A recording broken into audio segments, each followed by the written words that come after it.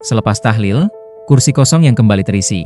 Horor psikologis keluarga Betawi, Jakarta. Malam ketiga setelah tahlil Bapak, kursi kayu di pojok ruang tamu yang tadi sengaja dikosongin buat tempat arwah, mulai bunyi berderit sendiri. Gelas kopi yang tadi masih penuh sekarang tinggal ampas, dan suara Bapak batuk dari arah situ bilang pelan. Kenapa lo doain gue? Padahal lo yang bunuhin gue pelan-pelan? Assalamualaikum warahmatullahi wabarakatuh. Halo teman-teman Sahroni. Terima kasih sudah luangin waktu malam ini buat dengerin cerita horor fiksi yang insya Allah bikin bulu kuduk lo berdiri. Ini cerita murni karangan. Kalau ada kesamaan nama tokoh atau tempat, mohon maaf lahir batinnya. Lindungin kami dari gangguan makhluk gaib. Jauhkan hati kami dari rasa bersalah yang nyata. Amin ya rabbal alamin. Gue langsung berhenti napas sepersekian detik. Suara orang ngobrol di dapur mendadak kedengarannya jauh, kayak datang dari rumah sebelah, bukan dari balik tembok. Lampu ruang tamu kuning redup, sisa asap rokok dan dupa masih ngambang pelan di udara, bercampur bau minyak wangi jasad yang tadi siang disemprot ketika tahlil. Kursi kayu itu masih kosong. Secara kasat mata, gue berdiri di ambang pintu kamar, tangan masih megang sarung yang tadi dipakai buat tahlil. Jari-jari gue dingin dan lembab. Lo denger gak barusan? Gue bisik ke adik gue, Rina, yang lagi beberes gelas di meja makan. Apaan? Dia nengok sebentar, alisnya mengernyit. Suara apa, Bang? Gue melirik lagi ke pojok ruang tamu. Kursi tua warna coklat gelap itu diam aja, cuma goyang tipis seolah habis diduduki orang. Di mejanya, gelas kopi hitam peninggalan almarhum Bapak, yang gue yakin tadi masih kepenuhan. Sekarang tinggal ampas mengering di dasar. Tadi, kayak ada yang batuk, gue jawab akhirnya. Batuknya Bapak. Rina terdiam sepersekian detik, terus buru-buru mengalihin pandangan. Udahlah, Bang. Namanya juga habis tahlil. Jangan ngomong aneh-aneh. Nanti emak takut. Emak, di dapur, suara sendok beradu sama piring. Suara emak ngomel pelan ke tante gue tentang berapa banyak piring kotor yang harus dicuci malam ini. Suaranya capek, tua, dan kosong. Sejak Bapak meninggal 3 hari lalu, emak kayak cuma jalan karena dipaksa hidup. Gue narik napas dalam, nyoba mikir rasional. Capek. Kurang tidur. Rumah rame. Suara bisa mantul-mantul. Apa aja bisa kedengeran kayak suara Bapak, tapi bau itu, bau rokok gudang garam yang biasa Bapak hisap di kursi pojok itu, pelan-pelan muncul, menembus bau minyak kayu putih dan kopi. Bukan sekadar bau menempel di kayu. Ini bau baru, hangat, tajam, nusuk ke hidung, bau orang yang baru aja ngerokok. Gue memejam mata, tenggorokan gue kering. Bang, bantuin dong cuci piring. Suara emak memanggil dari dapur. Gue refleks jawab, iya, Mak, sambil nahan gemetar di ujung suara. Rumah kami rumah tua Betawi di Gang Sempit Jakarta Timur. Pintu kayu hijau, jendela lebar dengan kisi-kisi, lantai tegel motif bunga dari zaman dulu. Di dinding, foto pernikahan emak dan Bapak, beberapa piagam penghargaan Bapak waktu masih kerja jadi mandor bangunan. Di pojok ruang tamu, di bawah foto Bapak mudanya, ada kursi kayu favorit Bapak, sandarannya agak miring, catnya udah mengelupas. Seumur hidup gue, kalau ada yang duduk di kursi itu selain Bapak, pasti langsung diomelin. Jangan duduk di situ, itu tempat Bapak lo ngerokok, ngopi, mikir. Pergi sana. Entah kenapa, setelah Bapak meninggal, emak malah nyuruh kursi itu dikosongin untuk tahlilan, biar ada tempat kalau arwah Bapak pulang. Kata orang-orang, selama beberapa hari setelah meninggal, arwah orang yang baru wafat suka pulang. Makanya ada tradisi tahlilan, hari ketiga, ke-7, ke-40. Ada yang bilang arwah masih bolak-balik, ada yang bilang itu waktu diajak kumpul doa biar perjalanannya ke alam sana dimudahkan. Gue nggak terlalu percaya awalnya. Buat gue, selama Bapak hidup, yang gue percaya cuma satu. Dia keras kepala, cerewet, dan bikin gue muak. Atau setidaknya, itu yang gue paksa diri gue percaya. Malam ketiga, selesai tamu pulang, rumah mulai sepi. Tinggal keluarga inti dan 2-3 tante yang nginep di kamar belakang. Jam dinding baru menunjuk angka 11 lewat dikit, tapi badan gue rasanya udah runtuh kayak habis digetok palu stalaktit. Bang, tolong angkatin sisa kertas doa itu ya, taruh di lemari, kata Mak. Gue angguk, lipat-lipatin buku Yasin dan kertas doa yang masih kebuka di meja ruang tamu. Helaian kertas itu masih bau tangan orang-orang yang tadi menggenggamnya, bau keringat, parfum murahan, dan minyak kayu putih. Begitu gue ngelirik ke pojok, napas gue kecekik sendiri. Di bawah kursi kosong itu, sandal jepit swallow biru milik Bapak, yang tadi gue yakin udah dimasukin ke kamar. Sekarang posisinya kayak abis dipakai. Salah satu agak miring, bekas injakan baru. Siapa yang taruh sandal Bapak di situ? Gue ngomel sendiri. Tapi suara gue cuma jadi bisikan, gak ada yang jawab. Gue maju pelan, darah di kepala kayak mundur. Setiap langkah, lantai tegel berasa dingin nembus telapak kaki. Begitu sampai di depan kursi, gue jongkok, merhatiin. Debu di sekitar sandal kelihatan ada garis tipis, persis kayak ada yang nyeret kaki pelan-pelan. Bulu kuduk gue berdiri, tiba-tiba, di belakang gue, kursi berderit pelan. Seperti sandaran didorong orang yang mau mengubah posisi duduk. Gue langsung bangkit, berbalik. Kursi masih kosong. Tapi bau rokok makin kuat. Dan di meja, cangkir kopi itu, sekarang tinggal separuh. Gue yakin, barusan masih penuh. Batuk pelan terdengar lagi. Batuk kering, serak, dengan napas berat. Batuk yang udah bertahun-tahun gue kenal. Batuk yang dulu sering gue maki. Bapak, batuk mulu, sih. Bikin berisik. Dada gue tiba-tiba kayak ditonjok dari dalam. Punggung gue basah keringat.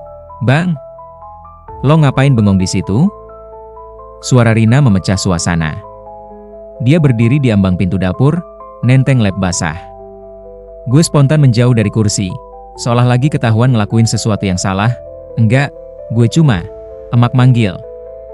Lo nggak denger ya? Gue nengok ke arah dapur. Emak lagi duduk di bangku kecil, tangan gemetaran megang piring yang lagi dia lap. Bang, udah beres belum? Emak nanya, suara lemah. Udah, Mak. Tinggal dikit, gue jawab. Gue nggak bilang soal sandal, batuk, atau kopi, karena kalau gue bilang, berarti gue harus ngaku bahwa gue takut sama bapak. Bukan cuma waktu dia hidup, tapi bahkan setelah dia mati. Takut bukan karena hantunya, takut karena apa yang dia tahu tentang gue semasa hidup. Bapak nggak pernah benar-benar baik sama gue. Atau mungkin, gue yang selalu milih ngelihat sisi buruknya. Dia galak. Suaranya keras. Kalau marah, tangannya ringan. Sejak gue kecil, yang gue ingat dari dia cuma bentakan, suruhan, kata-kata kasar, dan bau rokok yang gak pernah hilang dari bajunya. Ngapain lo bengong? Bantu emak sana. Sekolah mulu, tapi goblok aja. Laki-laki kalau lemah begitu, dikit-dikit ngeluh. Setiap hari, gue makin jauh.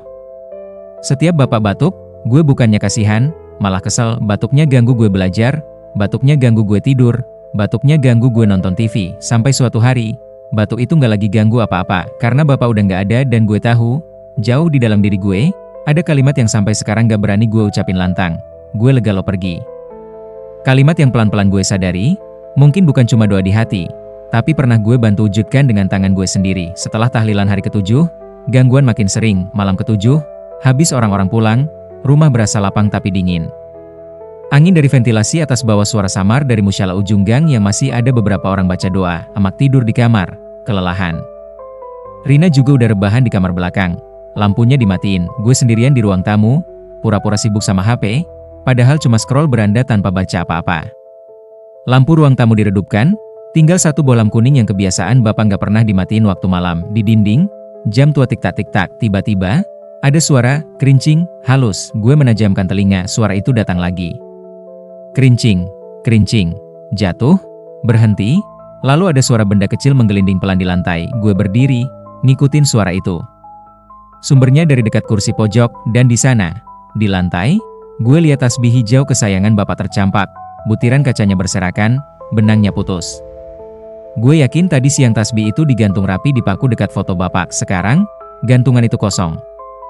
Dan di salah satu ujung kursi, ada bekas lembab, seperti kain basah baru aja disandarin di sana. Dari dapur, mendadak terdengar suara piring beradu keras. Tering! Terak! Gue lompat kaget, Rina?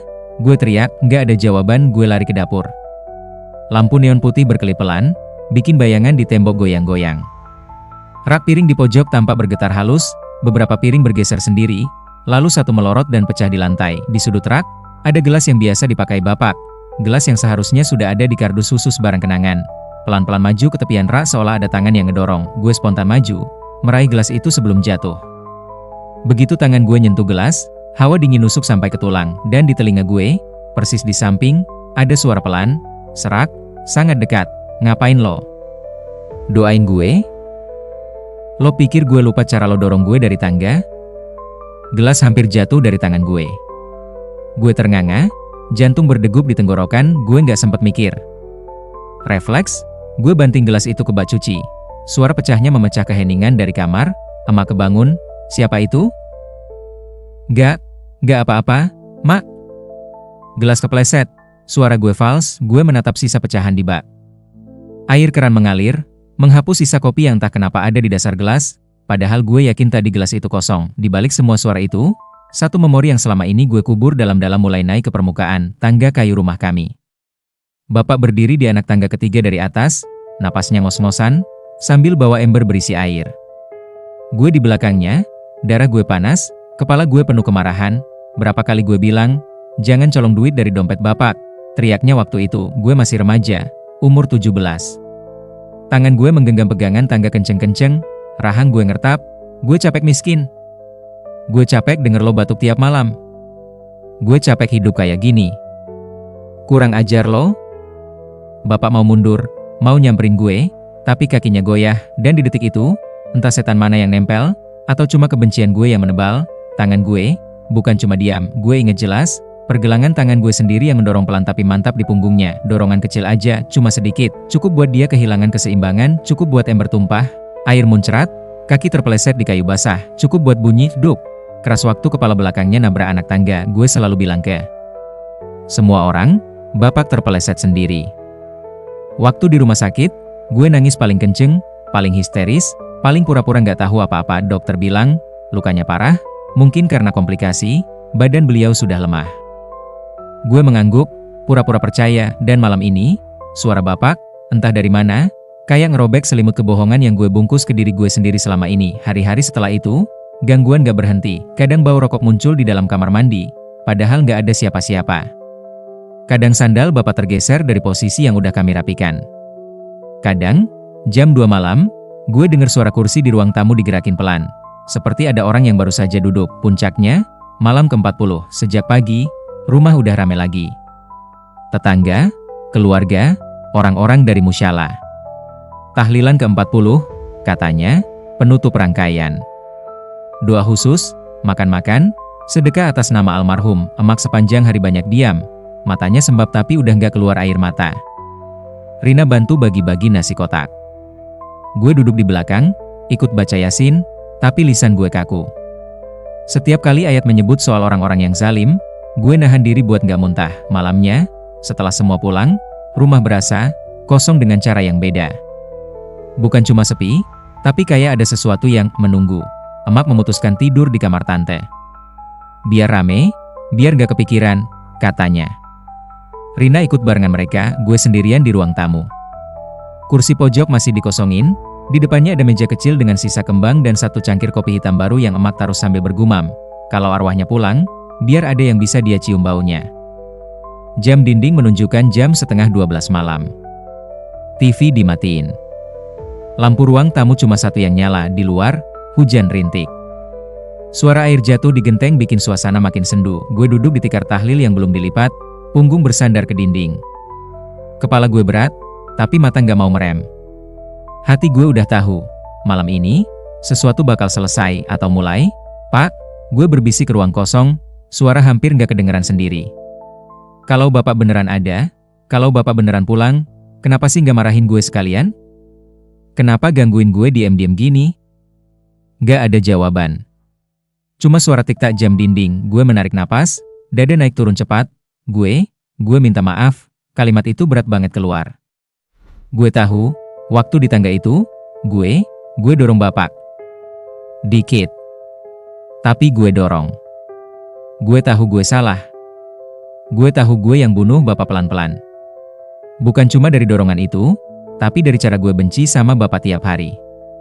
Dari doa-doa jelek gue. Dari kata-kata gue yang kasar. Kursi di pojok tiba-tiba berderit panjang, bukan lagi bunyi kecil. Bukan goyangan halus.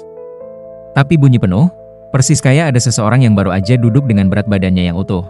Gig, krek, gue terhenti. Jantung gue berhenti sepersekian detik, lalu melompat liar, bau rokok menyeruak, lebih tajam dari sebelumnya, bercampur bau tanah basah dan bau kain yang lama dikubur. Bulu kuduk gue merinding dari tengkuk sampai betis. Perlahan, gue angkat kepala, pandangan gue mengarah ke kursi itu, dan di sana, kursi kayu yang selama 40 hari ini dikosongin, Sekarang gak kosong lagi, ada sosok duduk di situ, badan terbungkus kain kafan kusut, sebagian kain di dada terbuka, ngelihatin baju koko putih yang dulu dipakai bapak waktu sholat Aidi terakhir kami bareng. Wajahnya pucat kehijauan, sebagian tertutup kain, tapi bagian mulut sampai dagu kelihatan. Kulitnya kayak lembek, tapi bukan membusuk, lebih kayak, gak sepenuhnya ada di dunia ini. Matanya putih semua. Putih keruh, tanpa bola mata hitam, tapi tatapannya tetap nancep ke arah gue gak bisa teriak, lidah gue seperti digigit sesuatu. Pak, suara gue keluar sebagai desis. Sosok itu, bapak, mengangkat satu tangan pelan. Tangannya gak lagi kaku jinak kayak mayat di liang lahat. Jari-jarinya gemetar kecil, tapi jelas menunjuk ke arah ruang tengah, lalu ke lantai, seolah ngasih isyarat, sini. Suara batuknya keluar lagi. Batuk yang sama. Kering, panjang, bikin dada gerak naik turun. Kak, kenapa lo doain gue? Suaranya parau, tapi jelas, menggema aneh, seolah datang dari dua arah, dari kursi, dan dari dalam kepala gue. Padahal lo yang bunuhin gue pelan-pelan. Air mata mengalir tanpa gue sadari. Gue tahu, Pak, gue tahu. Gue mengangguk-angguk, badan gemetar. Gue salah. Semua yang gue bilang, doa jelek gue, dorongan gue di tangga, gue gak berhak baca Yasin buat bapak. Bapak menggeleng pelan. Gerakannya lambat, suara kain gesek di kursi terdengar jelas. Bukan itu yang gue tagih, katanya. Suara hujan di luar mendadak lenyap dari pendengaran gue. Yang tersisa cuma suara napas gue sendiri dan suara bapak. Terus, apa? Gue memaksa diri buat nanya. Kejujuran, jawabnya sederhana. Lo bohong sama semua orang. Sama emak lo. Sama adik lo. Sama orang-orang yang baca Yasin di rumah ini. Sama Tuhan. Sama gue. Sama diri lo sendiri. Setiap kata-katanya berasa kayak paku yang ditancepin satu-satu di dada gue. Tapi gue nyari alasan, tapi gak ada lagi kebohongan yang cukup kuat buat ditumpuk di atas kebohongan lama. Lo gak cuma dorong gue dari tangga sekali, lanjutnya. Lo dorong gue pelan-pelan, bertahun-tahun. Lo dorong gue ke rokok tiap kali gue stres karena kelakuan lo.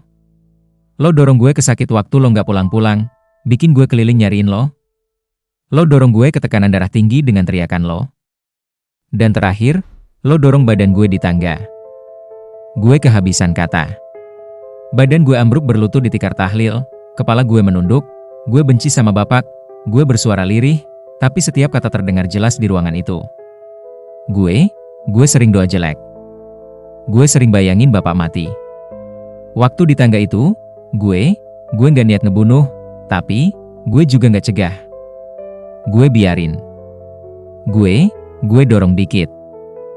Itu pertama kalinya gue ngucapin kalimat itu keras-keras. Ke udara. Ke dinding. Ke foto bapak. Ke kursi kayu yang sekarang ditempati sosok berkafan itu, dan ke Tuhan. Bapak diam beberapa detik. Angin dingin aneh berputar di sekitar gue, kayak ada kipas halus yang gak kelihatan. Sekarang lo bilang, katanya pelan, di depan orang-orang yang masih hidup. Gue mengangkat kepala. Apa maksud bapak? Besok. Atau hari-hari setelah ini. Lo bilang ke emak lo. Ke adik lo. Ke siapapun yang seharusnya tahu. Mata putihnya seolah menajam, meski tanpa pupil. Doa gak ada gunanya kalau fondasinya kebohongan. Lo doain gue pakai mulut yang sama yang lo pakai buat ngebohongin semuanya. Gue menelan ludah. Tenggorokan gue perih. Tapi, Pak, emak bisa hancur. Rina, mereka, sebelum gue jatuh dari tangga, gue masih bisa ngerasain tangan lo di punggung gue. Katanya tenang. Lo pikir gue gak tahu? Gue pura-pura lupa. Gue kasih lo waktu selama gue sakit di rumah sakit. Waktu itu, tiap malam gue minta lo dateng. Lo malah pilih nongkrong sama temen-temen lo, ngerokok di gang. Lo gak pernah minta maaf. Suara di kepala gue pecah. Sekarang, selepas tahlil ke-40, waktu gue di sini menipis. Lanjutnya. Makanya gue balik duduk di kursi ini. Bukan buat minta kopi. Bukan buat minta rokok. Tapi buat ajak lo ke tahlilan terakhir. Tahlilan terakhir, gue mengulang, takut, di alam gue. Darah gue berhenti mengalir sepersekian detik. B. Bapak maksud, gue ikut mati. Suara gue pecah, bapak terdiam. Lalu, pelan-pelan, Di wajah pucat kehijauannya, muncul sesuatu yang dulu jarang banget gue lihat waktu dia hidup. Senyum. Bukan senyum lebar, tapi garis tipis di ujung bibir. Semua orang pasti mati, jawabnya datar. Tapi gue nggak datang buat narik lo sekarang. Bukan hak gue. Bukan kuasa gue. Dia mengangkat tangannya lagi, menunjuk ke dada gue sendiri. Gue cuma datang buat bilang, arwah orang mati nggak butuh disuapi doa dari mulut yang bohong. Doa yang paling gue tunggu, bukan bacaan Arab yang lo hafal setengah-setengah. Tapi satu kalimat jujur dari lo. Di depan orang hidup. Di depan Tuhan. Di depan gue. Air mata gue jatuh makin deras. Terus, tahlilan terakhir itu? Waktu lo berdiri di depan liang lahat gue suatu hari nanti, entah itu kapan, katanya. Lo bakal baca doa lagi. Bedanya, waktu itu, lo udah bersih dari kebohongan atau belum? Kalau lo berani jujur sekarang, tiap huruf doa lo bakal nyampe. Kalau lo tetap bohong, tiap huruf doa lo bakal balik ke dada lo sendiri. Berat, ngeganjel, nggak bakal naik ke langit. Gue memejam mata. Di belakang kelopak, gue ngeliat lagi adegan-adegan kecil. Bapak lagi ngolesin minyak kayu putih ke dada gue waktu gue kecil. Bapak ngedorong sepeda baru buat gue masuk rumah. Bapak diam-diam naruh duit tambahan di dompet gue waktu gue mau berangkat study tour meski dia marah karena gue maksa ikut. Semua yang dulu gue tutupin dengan ingatan bentakannya. Lo pikir gue nggak sayang sama lo? Suaranya mengambang di udara. Kalau gue nggak sayang, gue nggak bakal balik ke sini 40 hari. Ngerasain sakit rokok lagi, ngerasain dinginnya kursi lagi. Gue datang bukan buat nyeret lo ke neraka. Gue datang buat narik lo keluar dari lubang yang lo gali sendiri dengan kebohongan. Gue buka mata. Sosok di kursi itu mulai kelihatan sedikit pudar di pinggir-pinggirnya, seolah diseret angin yang gak kelihatan. Terus, Bapak mau apa dari gue? Malam ini, gue memaksa diri tetap menatap. Maafin diri lo sendiri, setelah lo jujur, jawabnya. Dan jangan tunggu orang tua lo mati buat minta maaf. Kalimat itu jatuh pelan tapi berat. Mulai besok pagi, lo dateng ke mak lo. Lo bilang apa yang sebenarnya terjadi di tangga itu. Lo bilang tentang benci lo, tentang dorongan lo.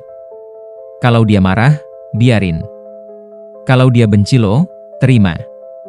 Kalau dia ngusir lo, jalan. Itu harga dari kejujuran. Itu tahlilan terakhir lo di dunia ini sebelum lo bisa baca doa dengan benar di atas kuburan gue. Napas gue tersengal. Kalau emak gak maafin gue gak bisa jawab. Gue cuma bapak lo, bukan Tuhan. Ruangan mendadak berasa lebih dingin. Tikar di bawah gue lembab, entah karena air mata atau keringat, tapi bapak berhenti sebentar, suaranya melunak, gue maafin lo. Dada gue seperti diremas dari dalam. Kata-kata yang gak pernah gue dengar waktu dia hidup, justru keluar malam ini dari sosok berkafan, mata putih, mulut pucat, di kursi ruang tamu kami. Gue maafin lo sebagai bapak lo, ulangnya. Bukan karena lo anak baik. Lo bukan. Lo anak yang banyak bohong, banyak benci. Tapi lo masih punya kesempatan buat berubah sebelum ikut ke alam gue.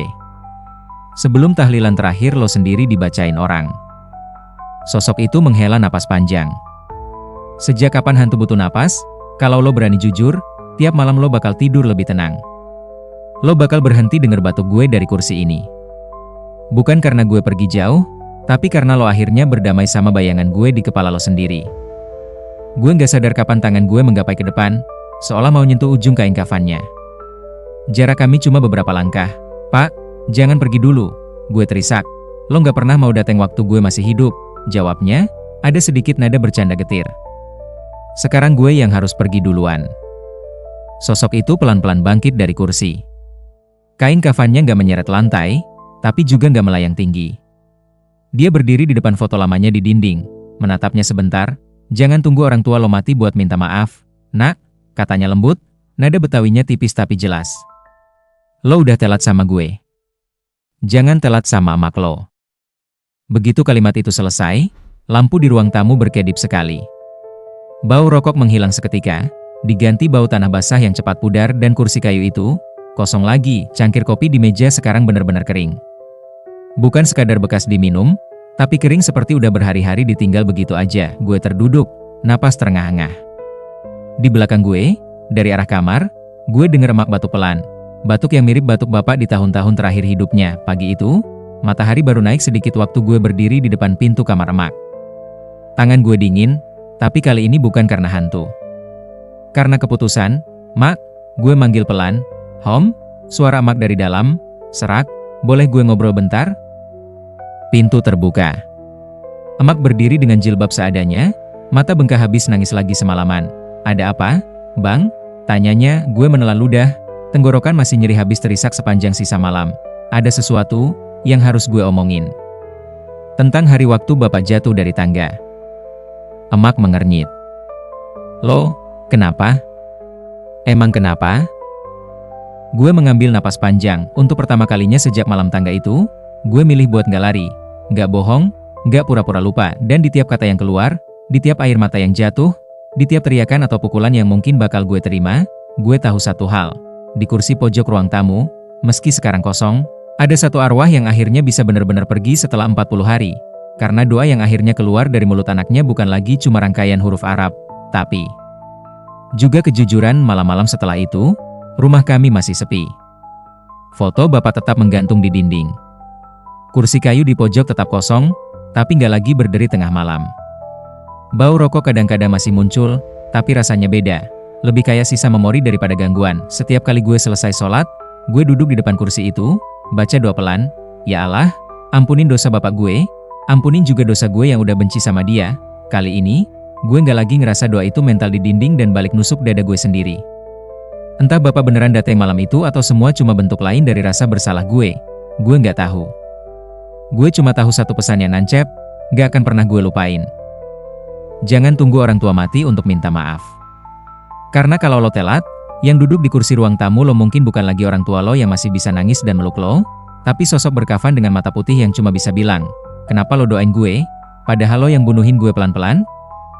Gelas di meja itu pelan-pelan bergetar, bunyi sendoknya nabrak dinding kaca. Ting, ting, ting. Padahal nggak ada angin, nggak ada siapapun yang lewat. Gue refleks mundur setapak, punggung nabrak tembok, tapi mata gue nggak bisa lepas dari kursi kayu di pojok ruang tamu, kursi yang dari tadi sengaja dikosongin buat tempat arwah Bapak pulang. Suara batuk itu kedengaran lagi. Serak, berat, persis kayak sebelum Bapak masuk rumah sakit. 2 kali batuk pendek, 1 helaan napas panjang yang tersendat. Habis itu, ruang tamu mendadak hening, sampai tik-tak jam dinding pun kayak lenyap ditelan udara. Dari arah kursi, ada bunyi kayu berderit pelan, kayak sandaran yang baru ditarik sedikit ke belakang. Aroma kopi hitam makin tajam, bercampur bau rokok gudang garam yang dulu selalu nempel di baju Bapak. Gue yakin banget, tadi gelas kopi itu masih penuh, sekarang permukaannya turun, meninggalkan jejak hitam pekat di bibir gelas, seolah baru aja disesap seseorang. Bapak?" Suara gue keluar cuma sebagai bisikan, lebih mirip udara yang bocor dari paru-paru ketimbang panggilan. Gak ada sosok yang kelihatan. Kursi itu secara kasat mata masih kosong. Tapi dari arah sana, suara Bapak ketawa kecil, bukan ketawa lebar, cuma 1 helaan napas pendek yang di ujungnya naik dikit, getir. "Baru sekarang lo manggil gue, Bapak," sambil gemeter. Suaranya terdengar jelas, tapi nggak sinkron sama mana-mana. Bukan dari dapur, bukan dari kamar, bukan dari luar rumah. Suara itu kayak keluar langsung dari sudut ruangan, nancep di belakang telinga gue. "Waktu gue masih hidup, lo manggil gue apa?" Gue keinget semua panggilan yang pernah gue lempar waktu lagi emosi. Lelaki tua, orang tua cerewet, bahkan kadang gue manggil nama depannya doang di belakang punggungnya. Gue tetap doain Bapak, kok. Gue maksa suara gue stabil, padahal lutut udah lemes. Tiap tahlil gue ikut baca. Suara kursi berderit lagi, lebih panjang, giik, seolah ada berat badan yang geser, nyender, lalu berhenti. Doa, suara Bapak sekarang lebih dekat. "Lo pikir Tuhan gak tahu tangan mana yang dorong gue di tangga itu?" Jantung gue langsung ngedugem. Gambar tangga kayu licin itu kebayar lagi di kepala gue, kepala Bapak yang kebentur, darah yang merembes di sela rambutnya, dan gue yang cuma berdiri di atas, beku, pura-pura panik 5 detik terlambat. Gue cuma kepleset waktu itu. "Pak," gue otomatis ngulang kalimat yang udah bertahun-tahun gue hafal di depan semua orang. Lantainya basah, Bapak bawa ember. Gelas di meja tiba-tiba geser sendiri. Bunyi dasar kacanya keseret di permukaan kayu. Grek. Terus berhenti pas titik tepat di pinggir meja. Seolah ada jari yang nahan biar gak jatuh. "Nah, itu dia," suara Bapak pelan tapi tegas. "Lo pinter ngafal.